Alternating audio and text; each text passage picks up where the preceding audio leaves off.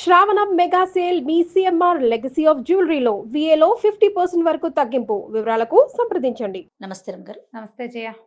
రమగారు, ఇల్లు ఇంట్లో ఉన్న వారందరూ సుఖ సంతోషాలతో ఉండాలి, సంపద బాగుండాలి, ఆరోగ్యంగా ఉండాలి. ఇలాంటివన్నీ జరగాలంటే ఇల్లాలు చక్కగా ఉండాలి అనేది మనం ఎప్పుడు చెప్పుకుంటాం. ఇంటిని చూసి ఇల్లాలని చూడాలి, ఇల్లాలని చూసి ఇంటిని చూడాలి, అట్లా చెప్పుకుంటాం కదా.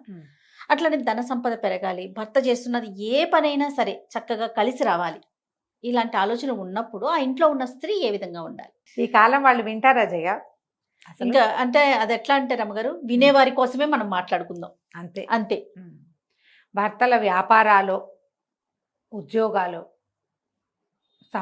సంపాదన పెరగాలంటే బేసిక్ రూల్స్ కొన్ని ఉన్నాయి జయ. ఎవరికైనా భర్తలకేంటి, ఒక ఇంట్లో వాళ్ళకి డబ్బులు రావాలి, ధనం వృద్ధి చెందాలి, వాళ్ళు చేస్తున్న ఏ వృత్తి వ్యాపారాలైనా ముందుకెళ్ళాలి అంటే మొదట ఇల్లు శుభ్రంగా ఉండాలి, శాంతిగా ఉండాలి, ఇంట్లో ప్రశాంతత ఉండాలి. ఏ పూజా విధానాన్ని వీళ్ళు అవలంబిస్తారో వాళ్ళ కుటుంబాల్లో ఆ విధానాలు మానకూడదు, మార్చకూడదా. కొత్త దేవుడు అండి అని కొత్త దైవాలను తెచ్చుకోకూడదు, తెచ్చుకో, కానీ పాత దైవాన్ని విడనాడకూడదు. వాళ్ళ ఇంట్లో ఒక పద్ధతి ఉంది. ఇప్పుడు కోడళ్ళు బయట నుంచి వస్తే ఏం చేస్తారంటే జయ, తల్లుల ప్రాభవం ఎక్కువగా ఉందనుకో, పుట్టింటి పూజలు తెస్తారు. తేయకూడదని కాదు, తేవచ్చు, పాతది మానేస్తారు. అత్తవారింట్లో ఒక నిత్యము అక్కడ పూజింపబడే దైవము, చేయబడే ఒక విధానము, అవలంబించే ఒక ధర్మము, ఆ ఇళ్లలో ఒక పద్ధతి ఉంది. ఎవరికైనా అన్నం పెడతారు, పక్షులు గూళ్ళు పెట్టుకుంటాయి వాళ్ళ పెరట్లో, అలాంటివి కూడా చేయ. తర్వాత ఎవరికైనా ధన సహాయం చేస్తారు, ఏటా ఇంతమందికి బట్టలు ఇవ్వాలని, ఇంతమందికి ధనం ఇవ్వాలని చేస్తుంటే ఇది కంటిన్యూ చేయాలి. అవి మానకూడదు. రైట్. అత్తగారు చేసేవి ఏవైనా, అత్తవారింట్లో జరిగేవి ముందంతా లేదండి మా అత్తగారే మొదలు పెట్టారు, నేను చేయకపోతే ఏమవుతుంది అని అడగద్దు. అత్తగారు కూడా చేసేవైతే మంచిదే, కానీ మన అత్తవారింట్లో ఒక విధానం సాగుతోంది, దానివల్ల వీళ్ళు బెటర్మెంట్కి వచ్చారు అంటే బాగున్నారు అంటే అది మానకూడదు. ఏవైనా చెడ్డ పనులు ఉన్నాయి వాళ్ళ ఇంట్లో, దీనివల్లే మీకు ధన సమృద్ధి లేదు అని మీరు ఏ పురోహితుడితోనో, ఏ జ్యోతిష్యుడితోనో, ఏ ధర్మశాస్త్రం, ఏ విచారణ చేసి చెప్తారు కదా, ధర్మ విచారణ చేసి వాళ్ళ వల్ల కనుక తెలుసుకుంటే ఆ పర్టికులర్ విధానం మానుకోవచ్చు. ఓకే. కానీ శుభప్రదమైనది, నలుగురికి ఉపయోగపడేది, ఈ ఇంట్లో నుంచి కొంత బయటికి వెళ్ళి పాజిటివ్ ఎనర్జీగా మారేది ఏదైనా ఉంటే అవి మానకూడదు. ఇల్లు శుభ్రంగా ఉంచాలంటే జనాలకి ఇప్పుడు ఓసిడి ఒకటి పట్టుకుంది. వాళ్ళు రేపు కోవిడ్ తర్వాత విపరీతంగా ఓసిడికి గురయ్యారు. అవునండి. ఓసిడిలో ఇల్లు శుభ్రంగా ఉండటం, ఎంతసేపు సర్దిందే సర్ది, తుడిచిందే తుడిచి, కడిగిందే కడిగి, కూరగాయలు విపరీతంగా కడగటం, ఎంతసేపు హెల్దీ తిండని అదో పిచ్చి. పీరియడ్ ఇష్యూస్, అది కలుపుకుంటే ఏమొస్తుందో, ఇది కలుపుకుంటే ఏమొస్తుందో, అది కలిసిపోయింది కాబట్టి అదేదో అవుతుందేమో, ఇలాంటి భయాలు పిచ్చల కింద ప్రబలిపోతున్నాయి. పిచ్చ వల్ల ఏమి బాగుపడదమ్మా, పిచ్చి కింద పిచ్చే డెవలప్ అవుతుంది. అవును. పిచ్చికి పడద్దు. అలాంటివి ఏమైనా ఉంటే దాన్ని రిపేర్ చేసుకోండి, దానికి వైద్యం చేయించుకోండి. కానీ అక్కడ అంటే చేయబడేటువంటి, అవలంబించబడేటువంటి ధర్మ మార్గాన్ని వదిలిపెట్టద్దు. సాధారణంగా ధన సమృద్ధి అనగానే లక్ష్మీదేవి, ఈశ్వరుడు రెండు విధానాలు ఉండాలి. లక్ష్మీదేవికి పూజ, మామూలుగా లక్ష్మికి పూజ అంటే మనం లక్ష్మీదేవిని పెట్టుకుని లక్ష్మీ అష్టోత్తర శతనామావళి చేసి నిత్యలక్ష్మి పూజ చేయటమే కాదు. లక్ష్మీదేవికి కొట్లాటలు ఉంటే నచ్చదు. మీరు పక్కింటి వాళ్ళతో పోట్లాట, వాకిట్లోకి ఎవరైనా వస్తే పోట్లాట, స్విగ్గీ జొమాటో వాడు వస్తే ఆ వాళ్ళతోటి కూడా వాదన, వాళ్ళతోటి కూడా వాదిస్తారమ్మా. ఏంటో సార్ అనలేదని, అవునన్నారని, మర్యాదగా మాట్లాడలేదని, ఎవరో ఒకటితోటి పోట్లాట. ఇందులో ఆడమగ తేడా లేదమ్మా పోట్లాటలకి, అన్నిటికీ పోట్లాడము. ఇంట్లో వాళ్ళే మా భార్య భర్త కొట్టుకుంటూ ఉండటం, అత్త కోడళ్ళు కొట్టుకోవటం, వీటి వల్ల సమృద్ధి రాదు. అవి తగ్గించుకోండి. వ్యాపారం పెరగాలంటే ప్రధానమైన సూత్రం అది. ఇప్పుడు భర్తలు చాలామంది అన్నదమ్ములు వ్యాపారాల్లో కలిసి ఉండి ఇళ్లల్లో సెపరేట్గా ఉంటారు. అలాంటి వాళ్ళు కూడా కనిపిస్తారు. మనము వాళ్ళకి తగాదా పెట్టేలాగా ప్రవర్తించకూడదు. సెల్ఫ్కి పెద్దపీట వేయకూడదు. సర్వతోముఖాభివృద్ధి, ఫ్యామిలీ ముందుకెళ్ళాలంటే నా సంగతే నేను చూసుకుంటా అన్న ఊహ చేయకూడదు. అప్పుడు ముందుకెళ్తాం. నీ ఒకదాని కోసం చూస్తే ఇంకేముంది, సంఘటిత శక్తులు అవి ఏముండవు అక్కడ, మనమే ఉంటాం. కొన్నాళ్ళకి మనం సెపరేట్ అయిపోతాం. ఈ ఒంటికాయ సొంటుకొమ్ము జీవితం ఏం సుఖం. దానివల్ల సుఖం లేదు కదా. అవును. లక్ష్మీ పూజ చేయటం, తర్వాత ఈశ్వరారాధన చాలా మంచిది.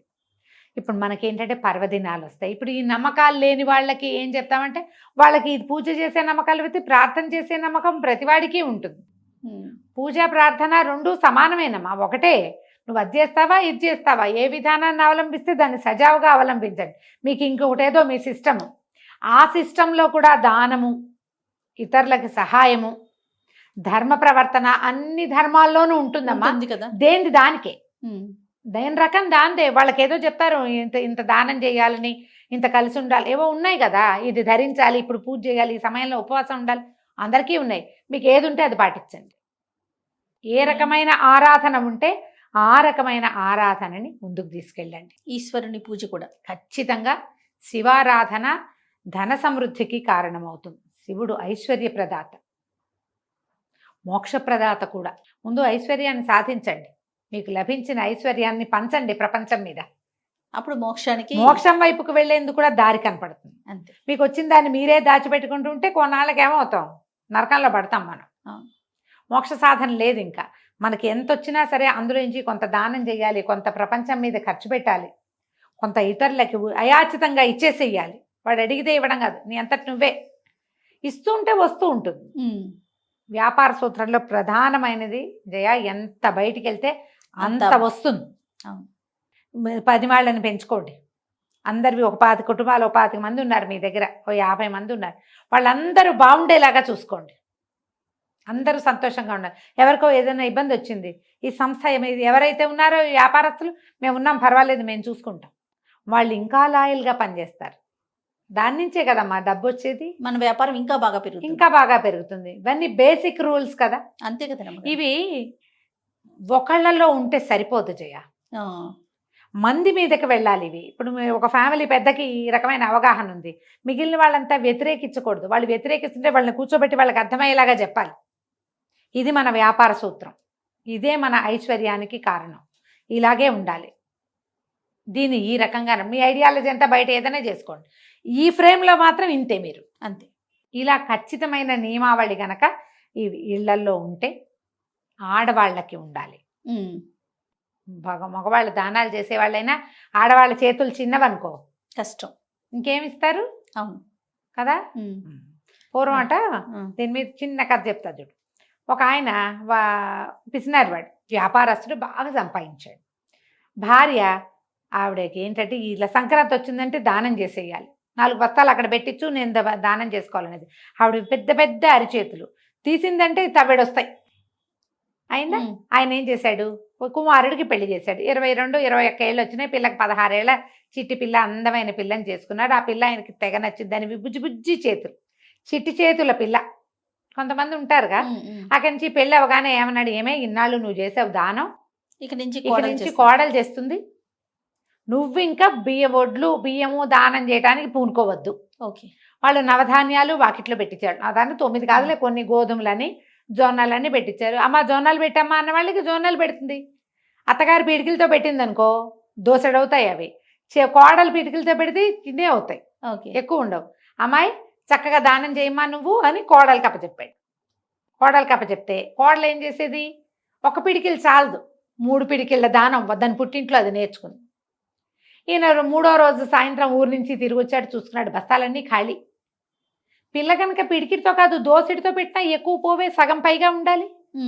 ఆశ్చర్యపోయాడు, ఇదేమిటి ఇటా అయింది అని అమ్మాయిని అడిగాడు. అమ్మాయి అందరికీ దానం చేసామంటే, చేశాను మామయ్య గారు, చక్కగా చేశానండి. మెల్లిగా భార్యను పక్కకి తీసుకెళ్ళి అడిగాడు, ఏమే దాన్ని చెయ్యి చూడు, ఆ పిల్ల చెయ్యి అంతే, చిట్టి పద్మం వల్ల ఇంతే చెయ్యి, అది ఎంత పెట్టినా వెళ్ళవే, ఎంతమందికి పెట్టినా ఇటా పెట్టింది, మొత్తం ధాన్యం అంతా అయిపోయింది, అన్ని బస్తాలు ఖాళీ అయిపోయినాయి, ఏం మిగలేదు, కనుమ నాటికి ఖాళీ మొత్తం. అడిగితే ఈవిడ చెప్పింది, నేను 1 దోసెడే పెట్టేదాన్ని, దాని వాళ్ళ పుట్టింట్లో వాళ్ళ నాన్నగారు 3 పిడికిళ్ళు పెట్టించేవాట, 3 దోశలు పెట్టించేవాట. 3 దోశలు అత్తగారి దోశల కంటే పెద్దవే అవుతాయి, అంతేగా. పిల్ల అలవాటుగా పెట్టింది, నువ్వు దానం చేయమని ఇచ్చేవు. ఆయన నెత్తి మీద చెయ్యేసుకున్నాడు. వెళ్ళే అలవాటు ఉంటే మన ఇంట్లో నుంచి ఎట్లయినా వెళ్ళిపోతుంది. ఆ దారి చెయ్యండి. పిల్లలకి కూడా అట్లా డొనేట్ చేసే అలవాటు చేయండి. పిల్లల పాత బట్టలు డొనేట్ చేయండి, పాత పుస్తకాలు డొనేట్ చేయండి, కొన్ని కొత్త బట్టలు కొత్త పుస్తకాలు కూడా చేయండి. పాతవే చేసి ఊరుకోవద్దు, అవును. కొత్తవి కూడా చేయండి. చదువుకునే పిల్లలకి చదువు చెప్పించండి. పని వాళ్ళ పట్ల అతి కఠినంగా వ్యవహరించద్దు. చెయ్యి విడిస్తే సంపద వస్తుంది. లక్ష్మీ పూజ, శివారాధన ఈ 2 నియమంగా ఉంచుకోండి. రైట్. నమస్తే అమ్మగారు. నమస్తే జీ.